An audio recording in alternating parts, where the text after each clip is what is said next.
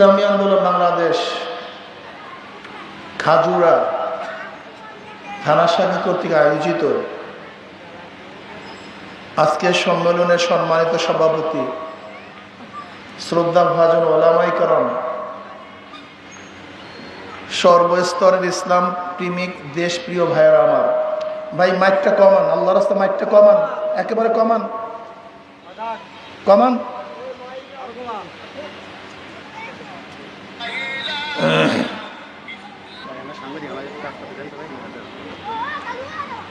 ইসলামী আন্দোলন বাংলাদেশ কি ও কেন এ বিষয়ে আমরা অনেকেই জানি না, অনেকে জানার চেষ্টাও করি না,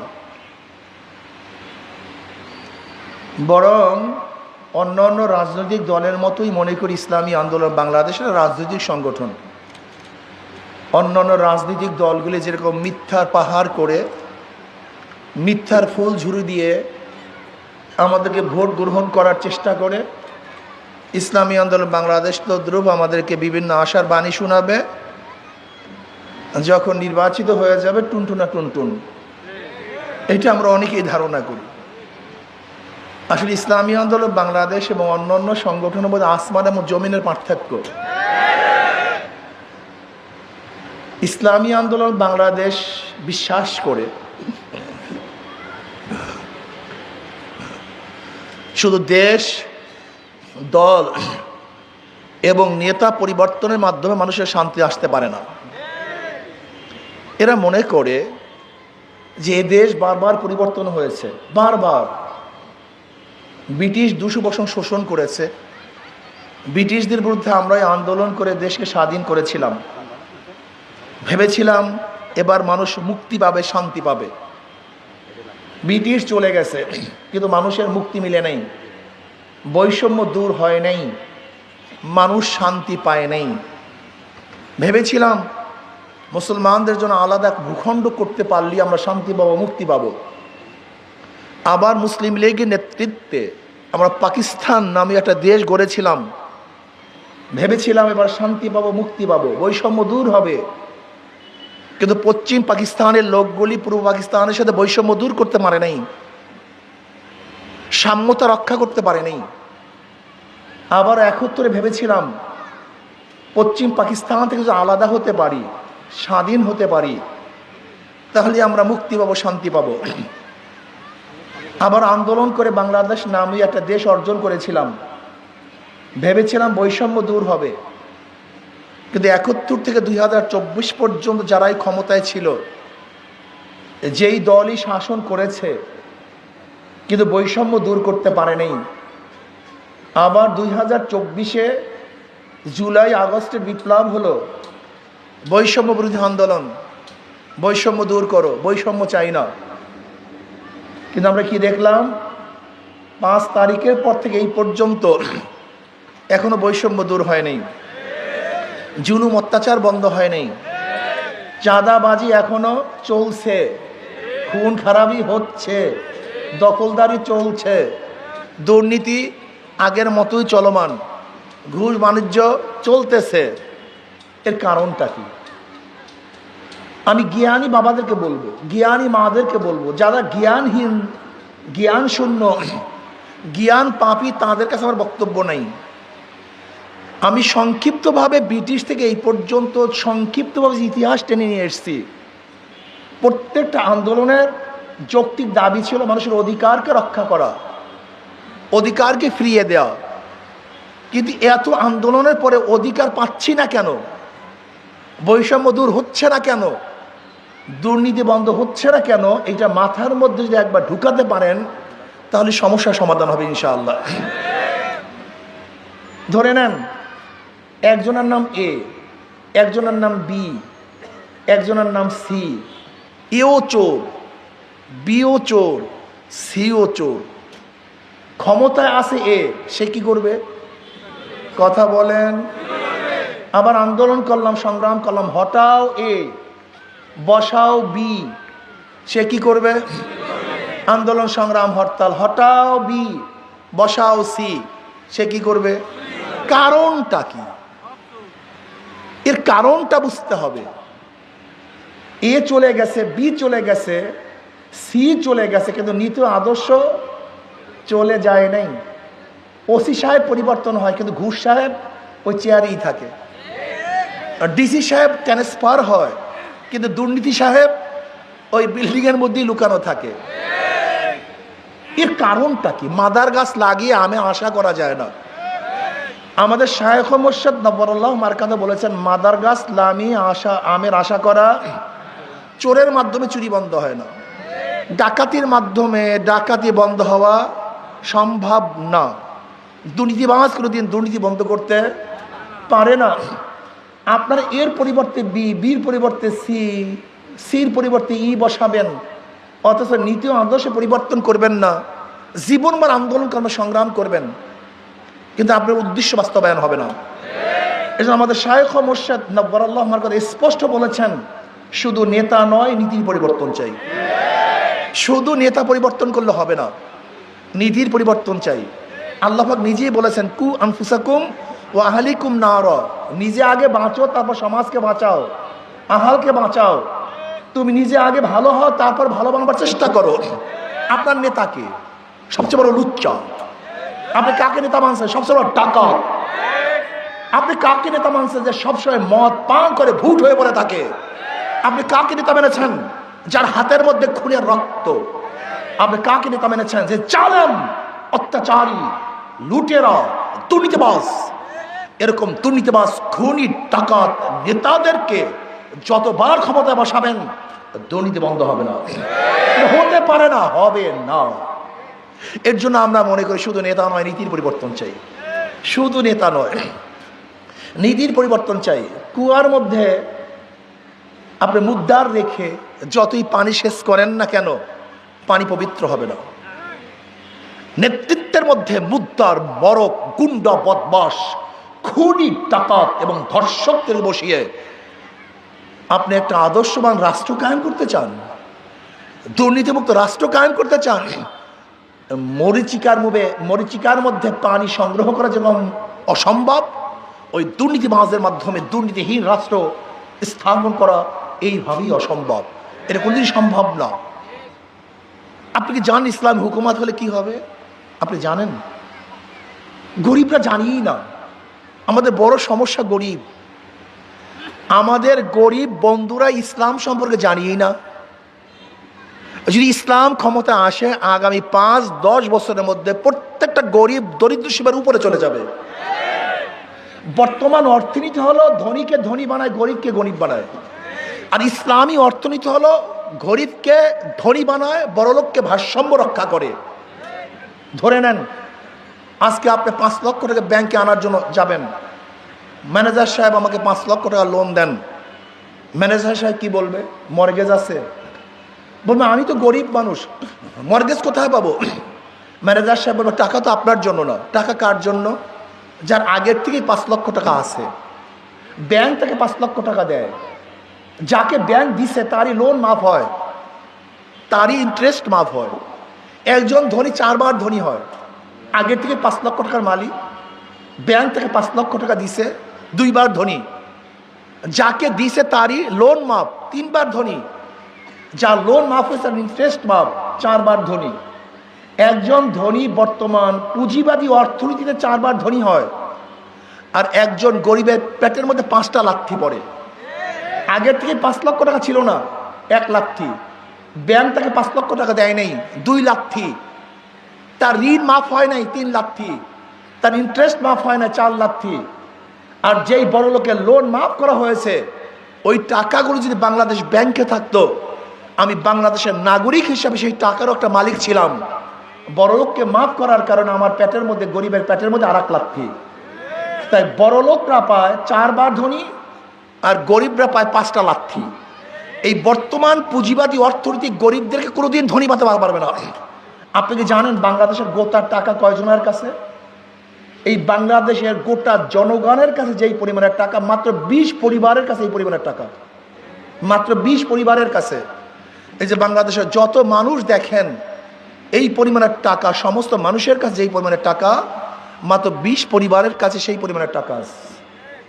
আপনি কি জানেন বিগত 16 বৎসরে কত টাকা শুধু বিদেশ পাচার হয়েছে? 28 লক্ষ কোটি টাকা। কত লক্ষ কোটি টাকা? 28 লক্ষ কোটি টাকা শুধু বিদেশ পাচার হয়েছে। বাংলাদেশের এক বছরে বাজেট 7 লক্ষ কোটি, আর বিদেশে পাচার হয়ে গেছে 28 লক্ষ কোটি টাকা।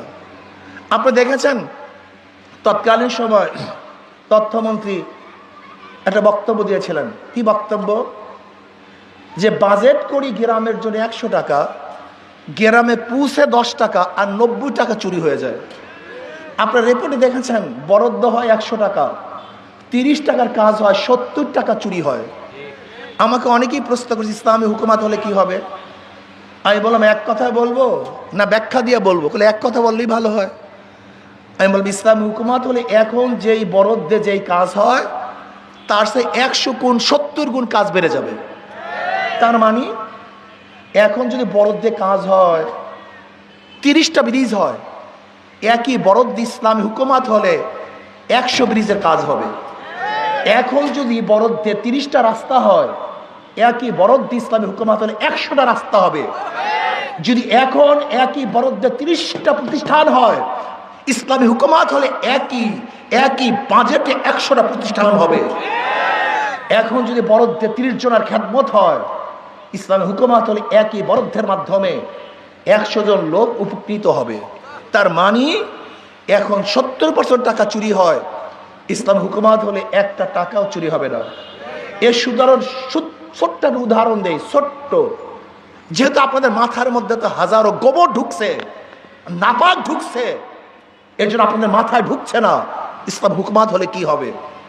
আফগানের দিকে তাকান, যেখানে crore crore billion dollar America Afghani টাকা আটকিয়ে রেখেছে, যেখানে সমস্ত দেশ বয়কট করেছে, অর্থনীতি পঙ্গু করার হাজারো চেষ্টা চালিয়েছে, এক যুদ্ধ বিধ্বস্ত এক দেশ, সেখানের অবস্থাটা কি? যেখানে সমস্ত অর্থনীতিবিদরা মনে করছে, সমস্ত অর্থনীতিবিদরা মনে করছে ওরা দুর্ভিক্ষে সবাই মারা যাবে। খানার জন্য কাক কুকুরের সাথে মানুষগুলি লড়াই করবে, ক্ষুধার্ত অবস্থায় মানুষ ভুকে মরবে। কিন্তু আমরা কি দেখলাম? মাত্র 2 বছরের মধ্যে গোটা দুনিয়ার চেয়ে তাদের অর্থনীতির অবস্থা সবচেয়ে বেশি রান করেছে, সবচেয়ে বেশি ডেভেলপ করেছে মাত্র 2 বছরে। আপনি বিশ্বাস করতে পারবেন না, যদি চুরি মুক্ত একটা দেশ করতে পারেন তাহলে 5 বছর 10 বছরের মধ্যে দেশ কোথায় চলে যাবে আপনি বিশ্বাস করতে পারবেন না। আমি চ্যালেঞ্জ দিয়ে বললাম গোটা ইসলামী অর্থনীতি গরিবদের জন্য, কিন্তু আমি আশ্চর্য হয়ে যাই গরিব ইসলামকে পছন্দ করে না কেন? এর কারণটা কি আমি বুঝতেই পারি না। গোটা ইসলামের অর্থনীতি কাদের জন্য? জাকাত কাদের জন্য? ওসর কাদের জন্য? মানত কাদের জন্য? দান কাদের জন্য? সদকা কাদের জন্য? ফিতরা কাদের জন্য? ইসলামের গোটা অর্থনীতি গরিবদের জন্য। কিন্তু কপাল পরা গরিবের গোষ্ঠী, এই কপাল পরা গরিবের গোষ্ঠী ইসলামকে পছন্দ করে না। আরে নিজের ভালো তো পাগলেও বুঝে, নিজের ভালো তো আসলে পাগলেও বুঝে, এগুলো পাগলের চেয়ে মাথা খারাপ। ইসলামকে পছন্দ করে না। অর্থাৎ ইসলামের গোটা অর্থনীতি গরিবদের জন্য, বড় লোকদের জন্য ভারসাম্য সৃষ্টি করে আর গরিবদেরকে দরিদ্র সীমার উপরে নিয়ে যায়। আপনি কি জানেন ওমর ইবনে খাত্তাব রাদিয়াল্লাহু জামানায় জাকাতের টাকা নিয়ে রাস্তায় রাস্তায় ঘুরছে, কিন্তু জাকাত গ্রহণ করবে এরকম কোনো মানুষ নেই, সব ধনী হয়ে গেছে। আমি দেখতেছি সেই দেশ, আমি দেখতেছি সেই বাংলাদেশ, যে বাংলাদেশের এক সময় সমস্ত গরিবগুলি দরিদ্র সীমার উপরে চলে যাবে, সুন্দর বস্ত্র পরিধান করবে, একজন মানুষ ক্ষুধার্ত থাকবে না, চিকিৎসাহীন একটা মানুষও থাকবে না, একজন মানুষও খোলা আকাশে এসে ঘুমাবে না, সমস্ত মানুষ সুখে শান্তিতে বসবাস করবে, যেখানে ক্ষুধার তাড়নায় কোনো মা তার বাচ্চাকে বিক্রি করবে না, যেখানে ক্ষুধার যাতনায় কোনো পরিবার আত্মহত্যা করবে না। আমি সেই যুগের সেই দিনের আশা করতেছি, আমি সেই দিনের স্বপ্ন দেখতেছি। ইনশাআল্লাহ আজকে হোক কালকে হোক, মানুষ যখন বুঝবে ইসলামী শান্তি, ইসলামী মুক্তি, ইসলামী কল্যাণ, ইসলামী সুখ, ইনশাআল্লাহ মুসলমান, হিন্দু, বৌদ্ধ, খ্রিস্টান তখন ইসলামী আদর্শ গ্রহণ করবে শুধু দুনিয়াতে ভালো থাকার জন্য, দুনিয়াতে মুক্তি পাওয়ার জন্য, পেট পুড়িয়ে খাওয়ার জন্য, সুন্দর বস্ত্র পরিধান করার জন্য, ভালো মতো থাকার জন্য এবং ভালো চিকিৎসার জন্য, অন্ন বস্ত্র বাসস্থান এবং শিক্ষা চিকিৎসার জন্য সমস্ত মানুষগুলি ইসলামকে গ্রহণ করবে ইনশাআল্লাহ। আপনারা বুঝান, ইসলাম মানেই শান্তি, ইসলাম মানেই মুক্তি। অতি ইসলামী ফোবিয়া তোমার মাথার মধ্যে, আমার মাথায়, আমার মধ্যে এমনভাবে ঢুকানো হয়েছে, ইসলাম মানি গজব, ইসলাম মানি আজাব, ইসলাম মানি বার্ডেন, ইসলাম মানি পর্বত পাহাড়, না জানি কি হয়ে যায়। আমাকে এক গাঁজাখোর বলতেছে, হুজুর ইসলাম হুকুমাত হলে আমার গাঁজার অবস্থাটা কি হবে? সে নেশাগ্রস্ত মানুষ, বলতেই পারে। আমি বললাম, বাবা তুমি কি মসজিদে গিয়ে গাঁজা সেবন করতে পারো? বলে না হুজুর। আমি বলি কেন? বলে মসজিদে তো গাঁজা সেবনের পরিবেশ নাই। আমি বললাম, দেখো ইসলাম হুকুমাত হলে গোটা বাংলাদেশটাই এরকম পরিবেশ হয়ে যাবে যেখানে তুমি গাঁজা সেবন করতেই পারবে না। তুমি গাঁজা সেবন করতে পারবে না, তোমাকে চাপ দিবে না, প্রেশার দিবে না, এমনিতে তোমার মন থেকে বলবে আমি গাঁজা পান করব না। তুমি মদ পান করছো, এমন সুন্দর পরিবেশ সৃষ্টি করা হবে যেখানে তোমার মন থেকেই মদ পান করতে মনে চাইবে না। তুমি চুরি করতেছো, তোমার টেনশন নাই আমার চুরির অবস্থাটা কি হবে। ইসলামী হুকুমাত হলে এমন এক পরিবেশ সৃষ্টি হবে যেখানে তোমার চুরি করার প্রয়োজন হবে না, বরং তুমি কেন ক্ষুধার্ত, সরকার তোমাকে ডেকে ডেকে তোমার ক্ষুধা নিবারণের চেষ্টা করবে। তোমাকে চেষ্টা করতে হবে না, চুরি করার দরকার নেই। ইসলামী হুকুমাত যদি হয়ে যায়, আমার অনেক মা বোনেরা মনে করে আমার অবস্থা কি, অথচ ইসলাম মেয়েদের সবচেয়ে বেশি সম্মানিত করেছে, সবচেয়ে বেশি ইজ্জত দান করছে। শুধু সম অধিকার নয়, অগ্রাধিকার দান করছে। আমরা মেয়েদের সম অধিকার চাই না, অগ্রাধিকার চাই, আমরা ন্যায্য অধিকার চাই। আমরা কি চাই? ন্যায্য অধিকার চাই। আমরা চাই না যে আমিও 2 মনের বস্তা রানবো আর সম অধিকার হিসেবে আমার মেয়েটাও 2 মনের বস্তা রানবে, এইটা আমি চাই না। বরং আমি কি চাই? আমার মা বোনরা যেন ঘরে বসে বসে কাজ না করেও ওরা ক্ষুধা নিবারণ করতে পারে, অর্থ পায়, টাকা পায়, এর অগ্রাধিকার দিতে চাই। যেমন আফগানে দেখা যায় মেয়ের অফিস করতে হয় না, অফিস ছাড়াই ঘরের মধ্যে তাদের টাকা পৌঁছে যায়। এরকম একটা সমাজ করতে চাই যে সমাজের মধ্যে কোনো বিধবা টেনশন করবে না, এতিমরা টেনশন করবে না, কোনো মিসকিন টেনশন করবে না, কোনো গরিবরা টেনশন করবে না, বরং সরকার খুঁজে খুঁজে প্রত্যেকের ক্ষুধা নিবারণ করবে, বস্ত্রহীনকে বস্ত্র প্রদান করবে, চিকিৎসাহীনকে চিকিৎসার ব্যবস্থা করবে। যেই সমস্ত গরিব সন্তানদের বাচ্চাগুলি মেধাবী, অর্থের অভাবে পড়তে পারে না, উচ্চশিক্ষা লাভ করতে পারে না, সরকার খুঁজে খুঁজে তাদেরকে উচ্চশিক্ষা শিক্ষিত করার ব্যবস্থা গ্রহণ করবে। ইসলামী হুকুমত। আসুন আজকের থেকে আমরা চিন্তা করি যে আমার ভালো আমাকেই বুঝতে হবে, আমার কল্যাণ আমাকেই খুঁজতে হবে। কাজে কোনো নীতি আদর্শের মধ্যে কল্যাণ নেই, একমাত্র ইসলামের মধ্যেই কল্যাণ, ইসলামের মধ্যেই মুক্তি। আমরা কাউকে নেতা মানি না, আব্রাহাম লিঙ্কনকে নেতা মানি না, কার্ল মার্কস নেতা মানি না, মাও সেতুংকে নেতা মানি না। তোমার আমার নেতা বিশ্বনবী মুস্তাফা। কাজে তার নেতৃত্বে ইসলাম হুকুমাত কায়েম করবে ইনশাআল্লাহ। আল্লাহ আমাকে আমাদের সবাইকে কবুল করে নেন। আর আপনাদের সামনে যে প্রতীক হাত পাকা দেখতেছেন, চমৎকার এক প্রতীক।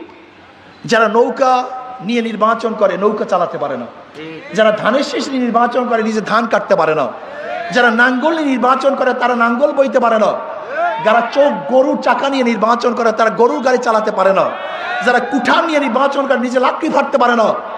কিন্তু হাত পাখে এমন এক প্রতীক যে নির্বাচন করে সেও চালাতে পারে, যারা নির্বাচন করে তারাও চালাতে পারে, গরিবরাও চালাতে পারে, ধনীরাও চালাতে পারে, পুরুষরাও চালাতে পারে, মহিলারাও চালাতে পারে।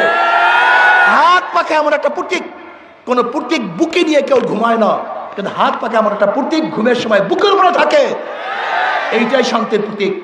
ইসলাম আন্দোলন যেরকম শুরুতেই, ইসলামী আন্দোলনের শুরুতেই শান্তি, তার প্রতীকের মধ্যে শান্তি।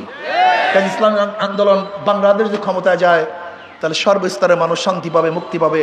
কাজে আল্লাহ আমাকে এবং আমাদের সবাইকে ইসলামী আন্দোলনের ছায়াতলে ঐক্যবদ্ধভাবে আন্দোলন করে আল্লাহর জমিনে আল্লাহর হুকুমত কায়েম করার তৌফিক দান করেন। আল্লাহুম্মা আমিন। আল্লাহ ফিলিস্তিন মুসলমানদেরকে হেফাজত করেন, জালেমদেরকে হেদায়েত দিয়ে দেন, ওদের কবলে হেদায়েত না থাকলে নম্র ফেরাউন সাদ্দাদ ধ্বংস করে দেন। আল্লাহ আপনার জমিনে আপনার হুকুমত ইসলাম হুকুমত কায়েম করে দেন। ইসলাম হুকুমতের জন্য সাহাবায়ে কেরামদের নমুনায় সাহেবে জাদ্দোজাহাদ করার তৌফিক দিয়ে দেন। আল্লাহ হাত পাখাকে বিজয় করে দেন, আল্লাহ হাত পাখাকে বিজয় করে দেন, আল্লাহ হাত পাখাকে বিজয় করে দেন। আল্লাহ আজকে মাহফিলকে আপনি কামিয়াব করে দেন। রব্বির হামহুমা কামা রব্বায়ানি